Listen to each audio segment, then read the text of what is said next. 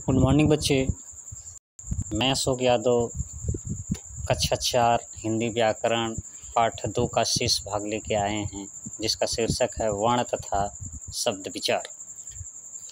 वर्ण तथा शब्द विचार।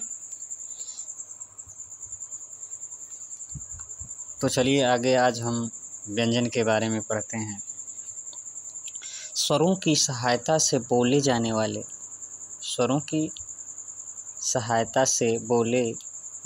वाले वर्ण व्यंजन कहलाते हैं। जो वर्ण स्वरों की सहायता से बोले जाते हैं उसे व्यंजन वर्ण कहते हैं।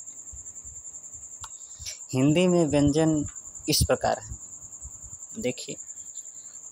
क वर्ग। इन व्यंजनों को 5 वर्गों में रखा गया है,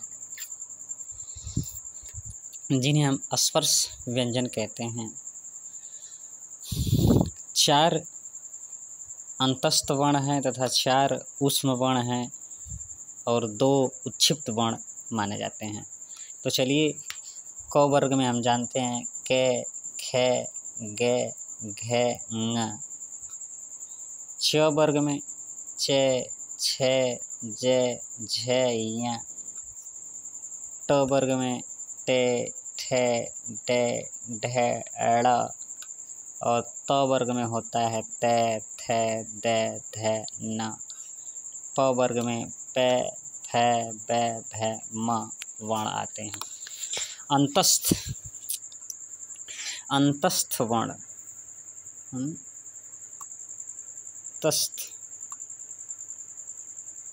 अंतस्थ वर्ण, इसके अंतर्गत य, र, ल, व आते हैं।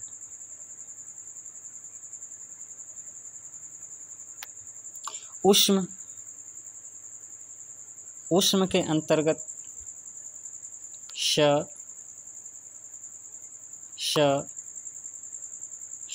और ह आते हैं। और संयुक्त वर्ण के अंतर्गत जो है, संयुक्त वर्ण के अंतर्गत छ, त्र, ज्ञ और स्र आते हैं तथा उत्क्षिप्त वर्ण के अंतर्गत ड और ढ वर्ण आते हैं। हिंदी में व्यंजन जो हैं 25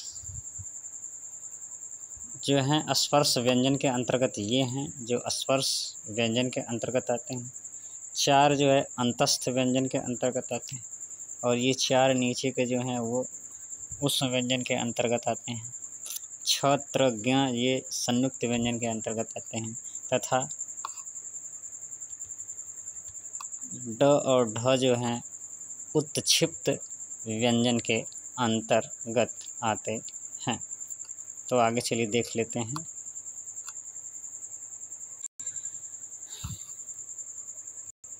तो चलिए संयुक्त व्यंजन के बारे में देख लेते हैं। 2 व्यंजनों के मेल से बने व्यंजन संयुक्त व्यंजन कहलाते हैं। 2 व्यंजनों के मेल से बने संयुक्त व्यंजन कहलाते हैं। 2 व्यंजनों के मेल से बने व्यंजन संयुक्त व्यंजन कहलाते हैं। जब 2 व्यंजन आपस में मिलें तो बनने वाला जो व्यंजन होगा वो संयुक्त व्यंजन कहलाएगा। जैसे आधा के प्लस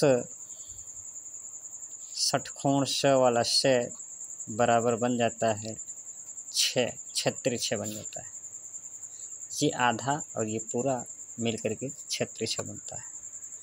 ठीक उसी तरह आधा ते प्लस जो है र मिल करके त्र वर्ण बन जाता है। इसके नीचे देखिए आधा ज और प्लस ञ बराबर ज्ञ बनता है।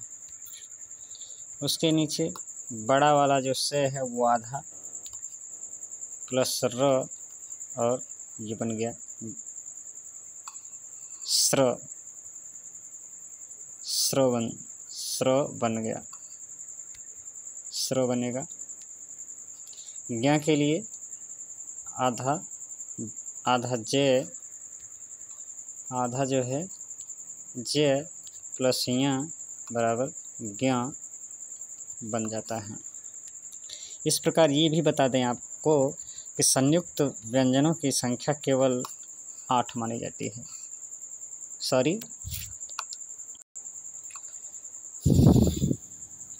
संयुक्त व्यंजनों की संख्या केवल 4 मानी जाती है। संयुक्त व्यंजनों की संख्या जो है केवल 4 मानी जाती है। अब हलंत के बारे में पढ़ लेते हैं। स्वर के बिना व्यंजन लिखने के लिए कई बार व्यंजन के नीचे रेखा लगाई जाती है, इसे हलंत कहते हैं। जैसे क के नीचे जो रेखा लगाई जाती है यही हलंत है। इसके लग जाने से ये स्पष्ट हो जाता है कि जो ये व्यंजन है वो आधा है, यानी पूरा नहीं है। अगर ये हलंत न हो, ये हलंत जो है वो न हो, ये हलंत न हो तो समझना है कि इसमें अ सम्मिलित है या स्वर सम्मिलित है। और लगे होने से ये स्पष्ट हो जाता है कि ये क जो है ये आधा है। लगाई जाती है उसे हलंत कहते हैं। हलंत से पता चलता है कि व्यंजन में अ नहीं है, और अ नहीं है इसका मतलब ये है कि व्यंजन जो है क्या है, आधे हैं। जैसे नीचे दिया गया है ट में हलंत लगाया गया है, इसका मतलब ये है कि ट जो है आधा है। आगे लिखा है कि अ के बिना ट, यानी ट में अगर इस तरह लगा हुआ है हलंत का चिन्ह तो ये पता चलेगा कि ट में अ नहीं है, इसीलिए ट क्या है, आधा है। उसी तरह क में हलंत लगा है तो ये पता चलेगा कि क आधा है और उसमें अ शामिल नहीं है। जैसे यहाँ पे लिखा है पटटी, प में अ शामिल है, आधा ट के सामने इस तरह का चिन्ह है, यानी इसका मतलब आधा ट है, और ये पूरा ट में बड़ी की मात्रा है तो ये हो गया पटटी। इसको आधा ट पढ़ते हैं हम। नीचे दिया है तो हलंत दिया है तो ये स्पष्ट हो रहा है कि अ के बिना त, यानी इसमें अ शामिल नहीं है, ये आधा त है। यहाँ पे इस तरह लिखा है कु आधा त ता, तो इसको इस तरह भी लिखा जा सकता है। देखिए कु आधा त आइए ता, ये भी आपका क्या है, सही है। तो इस प्रकार जो है हम आगे चलते हैं।